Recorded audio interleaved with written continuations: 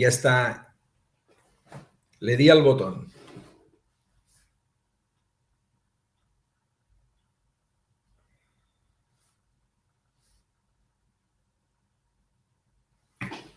Vamos a dar un minutito de tiempo para si hay alguien que se quiere conectar y empezamos esta retransmisión en directo desde España.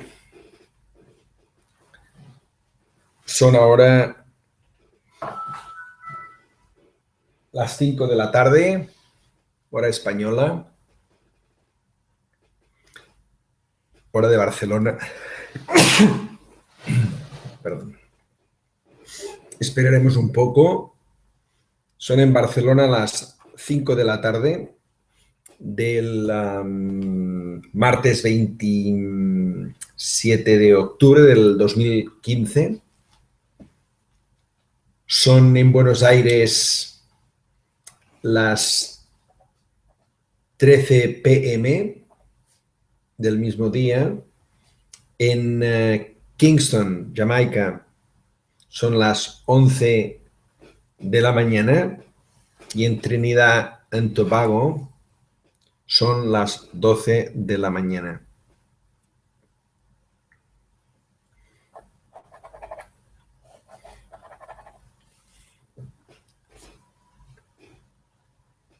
Bueno, buenas tardes, buenos días a todos los oyentes de esta emisión online que hacemos desde Barcelona, España. Good morning, good afternoon to all of the people listening to this online presentation that we are initiating or continuing from Barcelona, Spain. Now is 5 p.m. on October 27th, 2015, 11 o'clock morning in Jamaica, 12 o'clock in Trinidad and Tobago. First of all, we will let me introduce myself. My name is Josep Bertran. I live in Barcelona.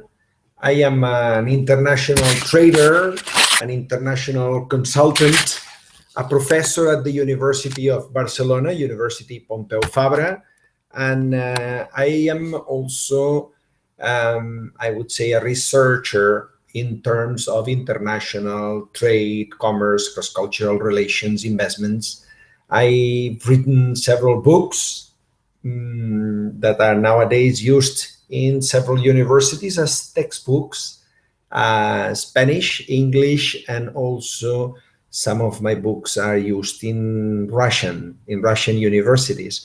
So today I'm planning to think about, present, discuss, debate, if somebody is ready to have questions, on contracts. What is a contract, and how can we use a contract? When do we sign a contract? What is the effect of time in contracts? And also we will discuss about identity, cross-cultural relationships, identity of the people, and the impact when we are taking the decision to sign a contract. Okay, so let's begin basically by stating first what is a contract. What is a contract? It's a simple question. If you look at an international business deal, you will find out that in every one of the steps of an international operation, business operation, we have like an array of contracts that we can sign, and we can make then become agreements between different stakeholders, different people. So a contract is something, let me use the word at this moment, something, yeah, I will go more into detail, something that you state with your stakeholder, one person, one institution, several persons, several institutions, that you agree that you will deliver, that you will do, that they agree that they will do, they will deliver. So this is a contract. Many people, when face international trade and things of contract, might think that a contract is something in written, something that you agree with somebody and you sign. It's not only like this. Let me say it clear, not only. I mean that when you enter into a negotiation with some stakeholder, maybe the first step could be a personal conversation. So this personal conversation, it's already a contract. Maybe with that person, you evolve further, and then this personal conversation, informal, becomes a telephone conversation, more formal. That is also a contract.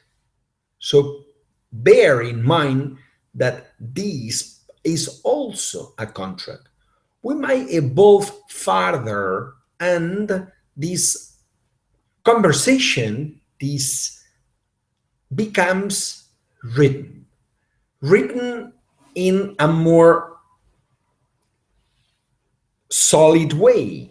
For instance, it can be a conversation in a chat, but it's already something written. I agree that we will pay you if you deliver certain products. We will then eventually pay you. That simple written text in a WhatsApp.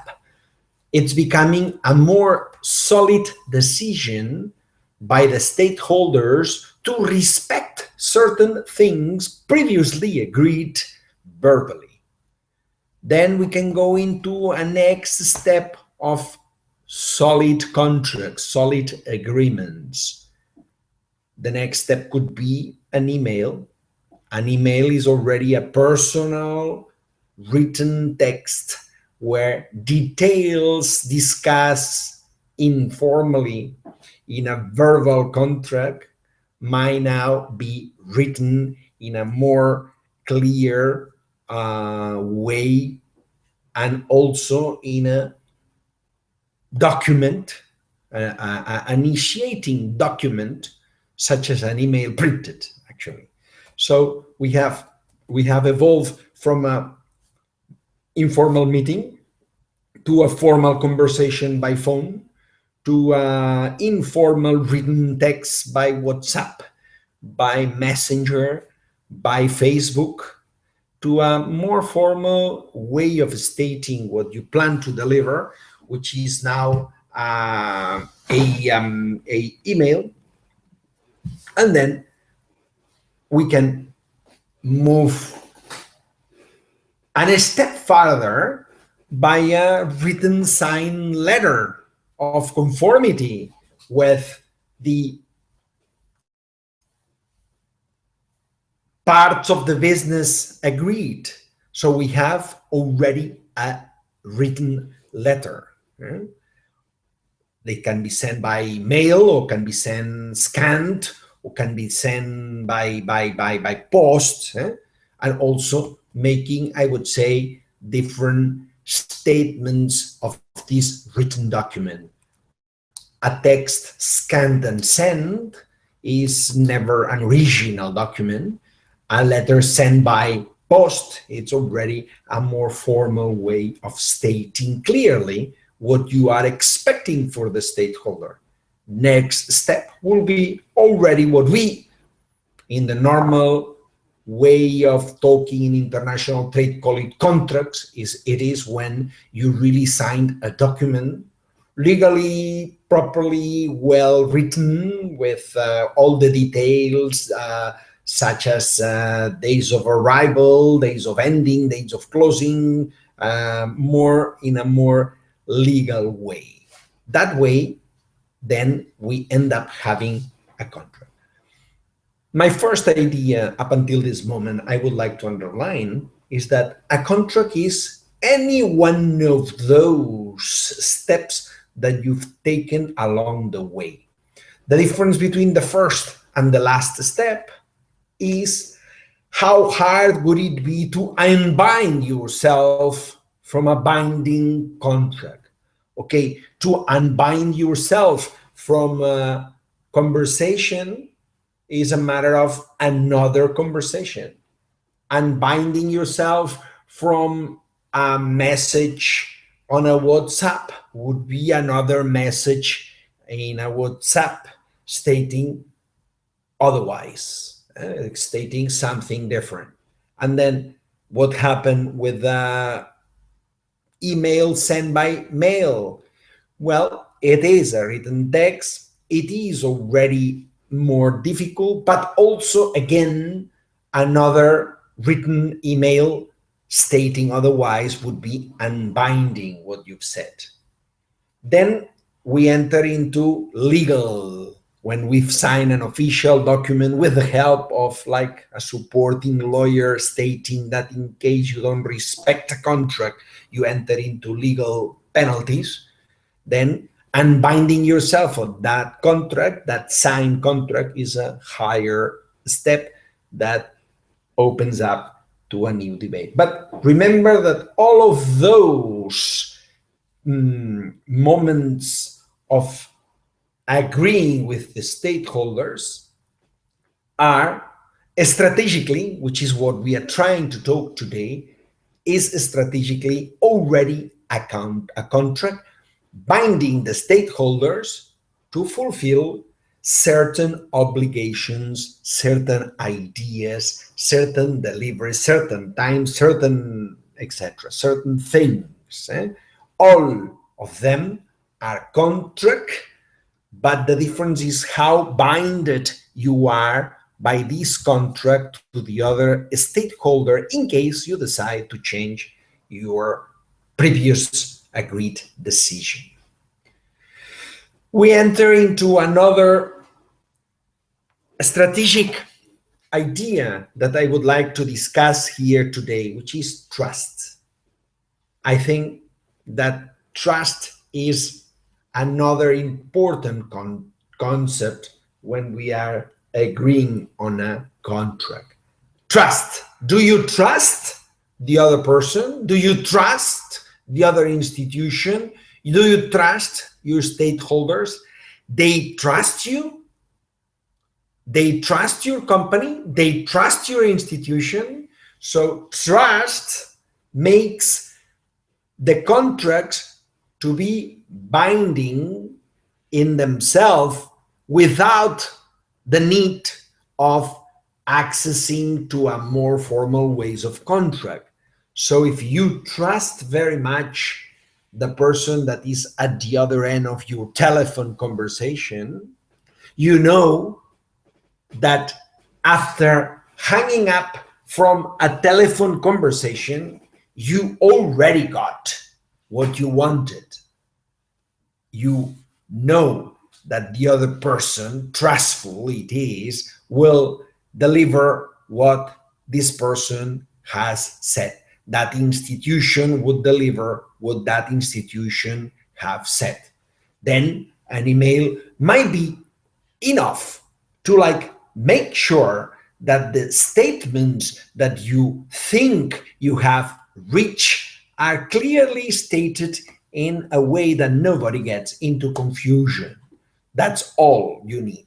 So when there is trust between the two parties, then things become easier in the sense that the need of binding the other person to make sure that the other stakeholder agrees to deliver, to do what they've said is less needed to be in a more formal way. So second concept we have here, first was what is a contract?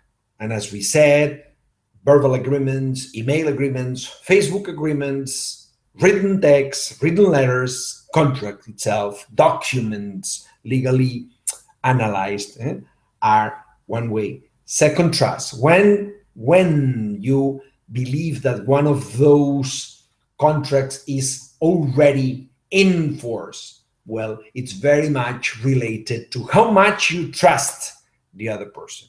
So a verbal conversation might become a full-fledged contract if the person at the other end you trust, and the other person would have enough if you are trustful to them. So trust is another key piece in this puzzle of strategic use of contracts. Let me analyze a little bit in this philosophical approach to contracts that we are doing here today, the use of time. Is time playing an important role? Definitely. Have a look. Sometimes you might start a negotiation, agree a negotiation, but remember that time plays a very important thing. So your stakeholders, they are in a mood today that might change in an hour, in a minute, for sure in a day, for sure in a week, for sure in a month.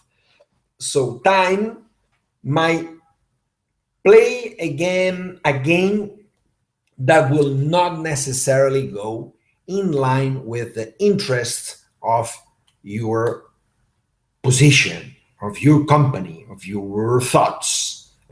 So what is today the position of a company to buy a product and is subjected to liquidity, assets, availability of funds to pay when you deliver? This, a month later, might have changed. And this liquidity that your client had when agreed to buy the product, now, a month later, a week later, a day later, might have changed due to facts that are not under your control. So time, it's also something that plays an important part in the decision of using contracts. Basically, what we can say is that a written contract blocks time. The minute you have something in writing, something agreed, something signed, something that is binding the two persons more, then time is blocked. That day, it's the day you agree, then makes clear that you are supposed to do certain amount of things, pay in certain time, etc. So time, we should bear in mind that time plays a role in contracts, and what you agree today might not be your best option tomorrow. The same thing might happen with the stakeholder buying, selling to you. So important of having something clearly stated in writing, verbally, in Facebook, or something more legally binding. It's important because with the time, somebody that is very trustful for you today might not feel the same to you in a year or in a month or in a week after, even a weekend. I can say that this is a very important and interesting lesson that myself and people that are like me doing international business deals in a common way, we have to address. So once you have agreed to certain things, then a contract helps to block time. I would like to introduce a new factor now on this equation that we are now in this reflection about contracts, which is cost. How much does it cost to do contracts? Okay. If you assume the risks related to unfulfilling contracts, the cost would be very cheap, even free. I mean, if you agree with your stakeholder that you will deliver products or services accordingly to a contract signed via a telephone conversation, as we said before, very unbinding way. Well, there is no cost because there is not any paper even involved, nothing. So it's just a telephone conversation. Cost to use that way of binding through a telephone, very low, zero. Through Facebook, through an email, through a written letter, cost zero. Risk that somebody will decide not to fulfill the contract might be very high. Might be very, very high. The risk, the cost, obviously, is just a written text. It's like a piece of paper. It's an envelope, if you want to put it like in a very millimetric way. So cost low, risk that some of the stakeholders decides otherwise very high. Here again, let me remind you the concept we said before, trust. So if we don't trust, what do we do? If we don't trust enough to take the risk along the time and we want to block time, then what we do written contracts. Is when we go to a database in internet about international business deals and contracts, and then we have contracts to deals for logistics, deals for payments, systems of payment. Which contract do you sign in order to agree with a certain payment? Contracts to agree between a sales agent and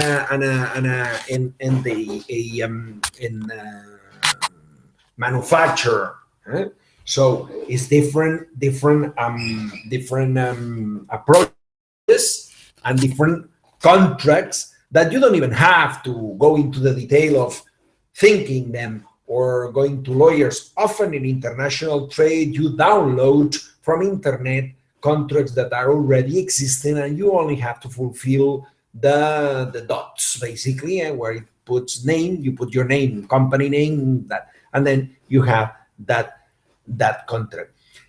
But we were focusing on cost.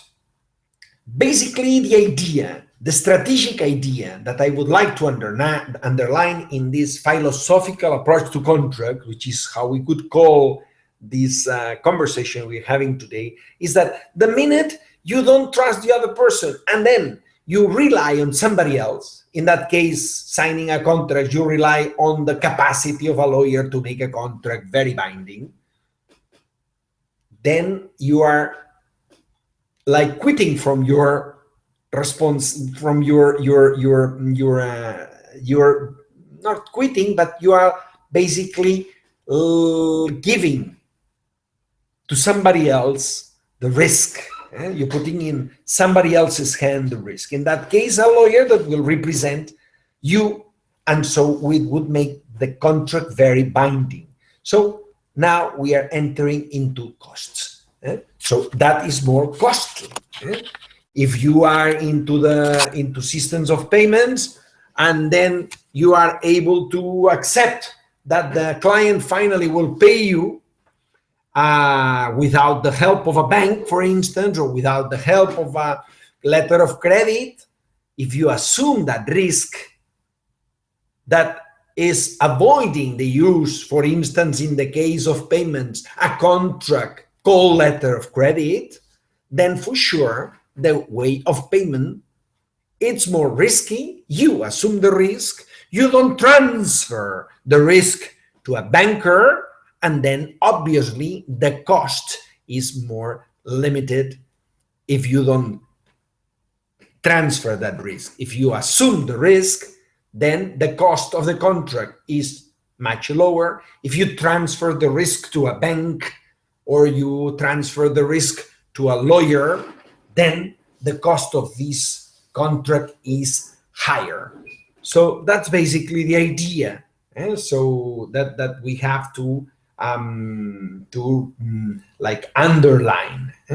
So briefly, we have accomplished several ideas. First, the definition of a contract, stating that a contract is not only a written thing, it's many more other possibilities.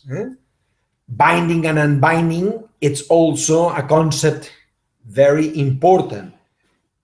If you have a binding, very binding contract, it's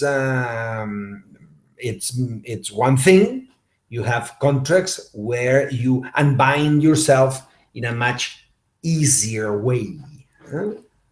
Trust is the main issue. When you enter into a negotiation and you are agreeing with somebody to deliver two products, services, whatever, then trust, measuring the trust is an important issue. Remember always that time might change your perception of trust, and this is based on experience. Let me put it very clearly on what happened to me. Basically, I realized that I can make mistakes on that. Often I made mistakes on that circuit. Let's call it like this. In today, our trust is very high, but a year from today, our trust might be different. So it's good to predict that this will happen. And if you do predict, then is when you decide the type of document or the type of written thing that you are deciding for that particular contract.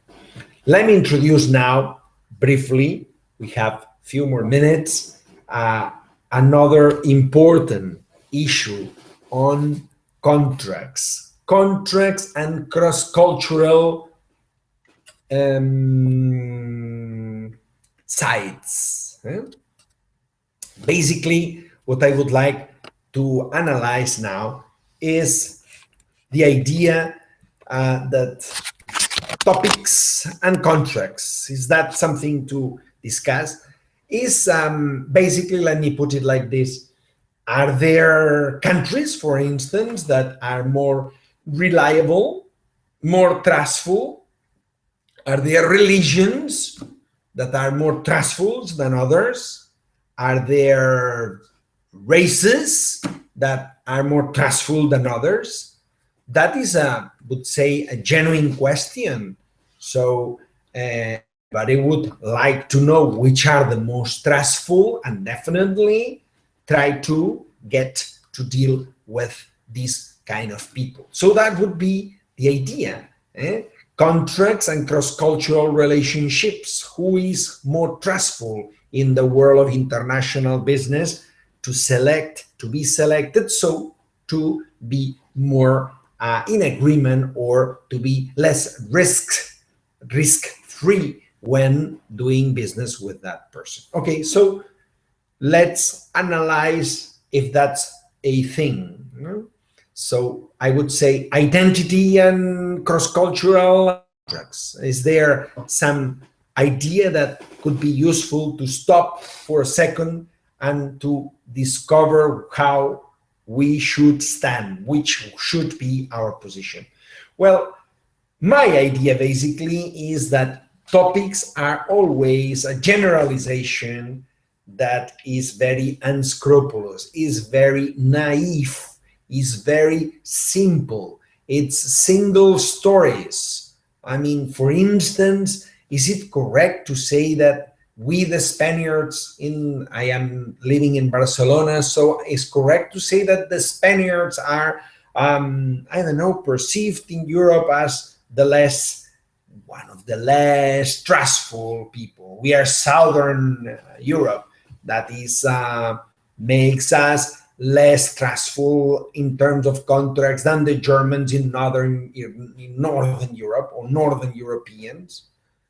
Are we happier? So since the Spaniards are in the South Mediterranean, etc., they are supposed to be following the topics that you can find easily in any web on internet. You only have to type how to do business with the Spaniards and you will have full amounts of array of topics, an array of topics. Is that useful? Well, is it true, basically? In that sense, I suggest that we should use like a more in-depth analysis of human beings. That's my experience. That's what I learned throughout all these years.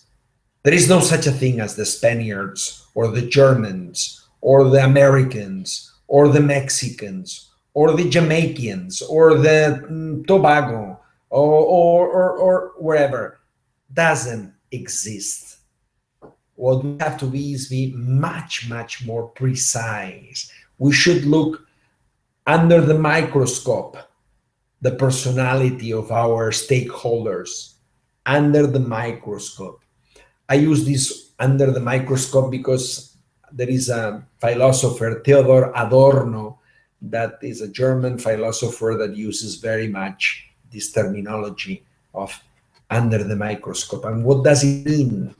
Basically, it tells that you have a drop of water, but what you think is a drop of water, when you put it under the microscope, you see that there is a million of little things inside. So what you would say is a drop of water, like another drop of water, has nothing to do with the next. So for me, basically, topics are very much that. We could say that the Spaniards are 40 million Christians, since Spain is a Christian country. What does it mean? That it means that they go to church every Sunday. They go to they don't steal. They all follow the 10 commandments. One of them is do not steal. And so, thinking about contracts. If you're dealing with Christians, Spain is a Christian country, 40 million people are Christians, so no problem. They don't steal, and that would be it. There is no need for contracts. You know how strange that, how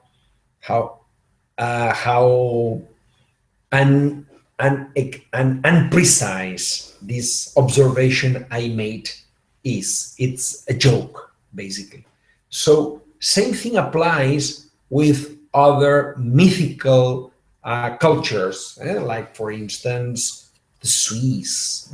Are the Swiss all very correct and non-stealing? So when you are in Switzerland, there is no need to make a contract because everybody is so trustful. They are so precise, you don't even have to agree about or repeating or remembering the time of the meeting because everybody knows that once they've said, they fulfill the word. Well, in Africa, nobody arrives on time. In Africa, an entire continent, there's not even one single person that is punctual. So those I'm trying to make like topics to show that if you are about to sign a contract, basically what you are invited to do is to discuss, to deal, to have a deal with one individual, one institution, one individual in one institution at a certain moment, in a certain time, at a certain position of liquidity and cash in that institution, at a certain moment of need of your products or your services at that moment. So basically is that what you should bear in mind. Topics are very confusing. They are single stories that they can get us to wrong decisions. So to believe that the identity of your stakeholder whom you have a deal is fulfilling all the topics that describe a website when they are trying to analyze how is a Muslim partner, that will lead you to making important mistakes when the decision of signing contracts is based on cross-cultural issues. Please don't think that I am against analyzing the topics. It's not that. What I advise is take a look at topics. They can be useful. It is useful to know that tea is mostly drunk in the Russian Federation and coffee much less. And that could be interesting to know before you go. It would be very useful to know that Friday is a holiday and they are respecting Friday in Egypt. Interesting to know that that can happen if you change a country and you go to Israel. Probably Sabbath Saturdays are a day that is full of joy by many of the people. Same thing when you go to a Christian country. Sunday will be a holiday. So those details are interesting. Those facts are interesting to know. But you cannot rely in those topics to make important decisions on your contracts. Sometimes we enter into what we could call a racism on the contracts. I mean, accepting all these identity facts as a very turning points, it will take you to decisions that can be actually racist decisions.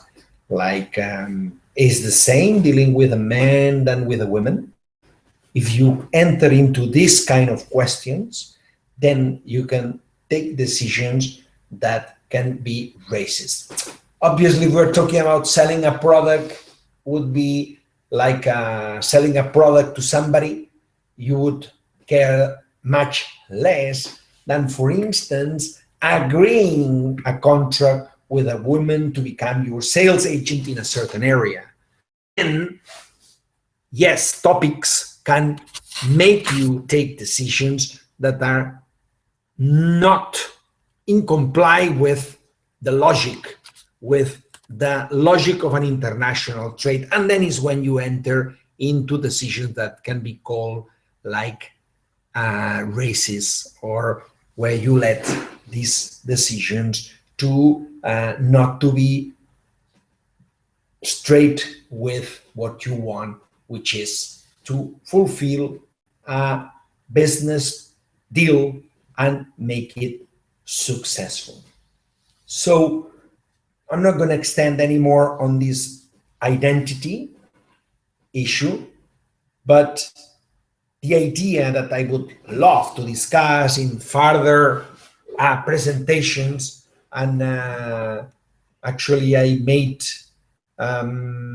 this has become an important part of my life battle in a way, is like this proof that identity topics are just analyzing others by using a very, very very close-minded issue, and making a definition about somebody because lives in a certain country, or is a man, or is a woman, or it's been practicing a certain religion, ending up taking conclusions that will affect your contracts.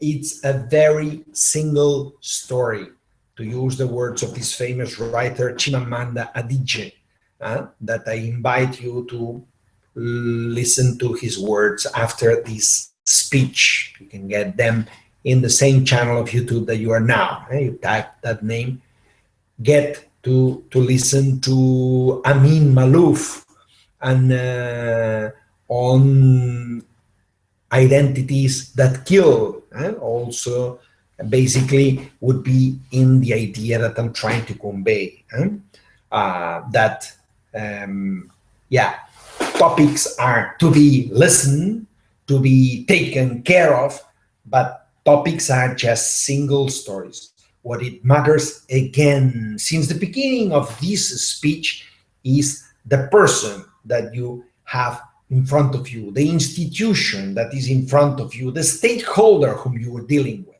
So that would be the most important part. So we have 1 minute left, and now it's probably a moment I can make a summary of, in a minute, of all these 45 minutes conversation that we had here.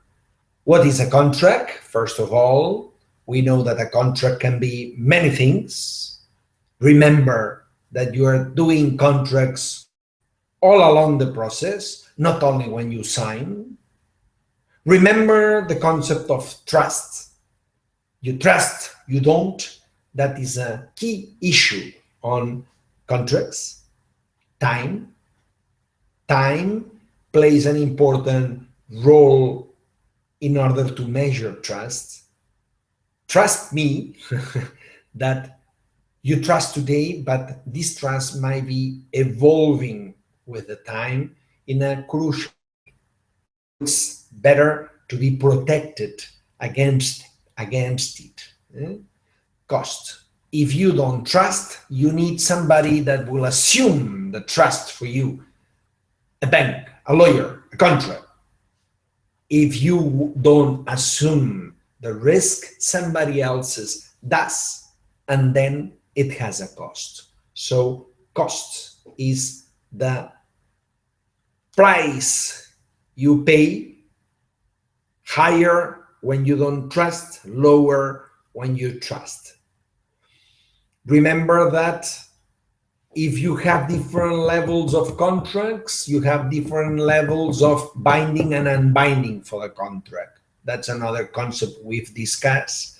And then the final topic that we have covered today is contracts and cross-cultural issues, identity. Before a contract, is it necessary to know the person, the nationality? Well, it could be an interesting idea to know for details, but remember that when you're doing with business with somebody, it's not a pure color identity person. Nobody, none of us is a pure identity. We are all a puzzle of different things. We are Spanish, we are European, we are Catalans, we are Catholic, we are also men, we are maybe women, maybe are a little bit child, maybe we are grown up, maybe we love a lot another country, and so we feel that we like so much that country. So in the end, you are not really a pure color Spanish, you are a full-fledged colored person. Well, chances are that across the table where you are negotiating, across the telephone line that you are negotiating, there is somebody that is also a puzzle of identities. That is what you should focus to.